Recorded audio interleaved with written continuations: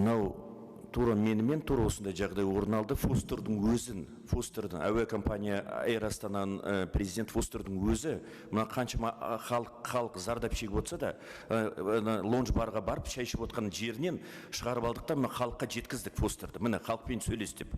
Сол қазіргі былықтың несі көрінісі сол. Міне соның 622-ші рейстің нәтижесіне тексеру болды. Тексерудің қорытындысы бойынша міне қорытындысы. Мен зардап шектім. Қаншама адамдар зардап шегіп отыр қазір. Жалғана айыппұл. Ол айыппұлдар болмайды. Үзілді кесілді. Айыппұлдардың санын едәуір көтеру керек. Жауапкершілікті күшейту керек. Қажет етсе, бұл жерде аэродром сертификатын уақытша тоқтата тұру керек. Шаруашылық қызмет уақытша тоқтата тұру керек. Тура солай ғана біз мынау әуе компанияларды заңды орындатқызамыз. Басқаша амал жоқ. Менің де басымнан жағы әуе компаниясынан зардап көргендердің біреуі менмін. Мынандай оқиға өткен, мысал ретінде айтайын. Бізде әуе компаниясы бар, мысалы, скат.